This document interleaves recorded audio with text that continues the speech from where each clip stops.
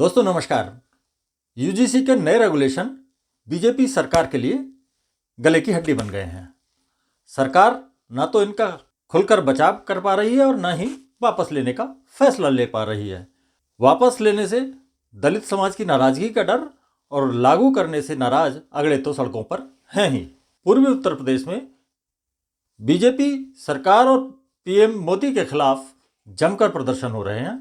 हालात ऐसे हैं कि बीजेपी के भीतर भी विरोधी स्वर उठने लगे हैं। सूत्रों के मुताबिक इन नए नियमों को लेकर आरएसएस में भी भयंकर नाराजगी है। चर्चा है कि आरएसएस पदाधिकारी दिल्ली एनसीआर में बड़े पैमाने पर सामूहिक इस्तीफे दे सकते हैं।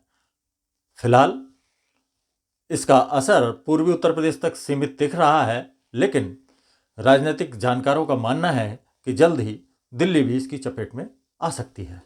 बुधवार को बीजेपी के पूर्व सांसद ब्रजभूषण शरण सिंह ने सरकार से अपील की कि सामाजिक वैमनस्य बढ़ाने वाले इन रेगुलेशंस को सरकार वापस ले। ऐसे कानून की जरूरत नहीं है जो कानून हमको बांटता हो। ऐसे कानून की जरूरत नहीं है, तो कृपया हाथ जोड़ करके विनती है। मैं बहुत छोटा आदमी हूँ, मैं जानता हूँ कि इसका असर पता नहीं आप पर पड़े कि ना पड़े, लेकिन ये गांव ऐसे नहीं चलता है। अगर इस लोकतंत्र को जिंदा रहना है तो गांव में क्या हो रहा है इसको देखना पड़ेगा। ऑफिस में बैठ करके आप गांव को नहीं दे सकते।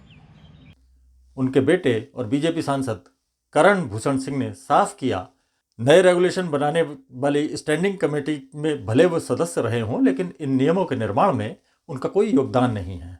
उनका कहना है कि शिक्षण संस्थानों को जातिगत टकराव का केंद्र नहीं बनने दे सकते। उधर पूर्व राज्यपाल कलराज मिश्रा ने भी इन नियमों को 2047 तक विकसित भारत के लक्ष्य में बाधक बताते हुए कहा, सरकार को इसे वापस लेना ही पड़ेगा। 13 जनवरी को नोटिफाई हुए इन रेगुलेशंस का विरोध उस वक्त खुलकर सामने आया था जब गणतंत्र दिवस पर बरेली के सिटी मजिस्ट्रेट अलंकार अग्निहोत्री ने इस्तीफा दे दिया था। दूसरी ओर भीम आर्मी चीफ चंद्रशेखर आजाद ने साफ कहा है कि सरकार 1 इंच भी पीछे हटी तो बहुजन समाज सड़कों पर होगा, जबकि अखिलेश यादव ने कहा है, दोषी बचे नहीं और निर्दोष फंसे नहीं, ऐसे नियम बने।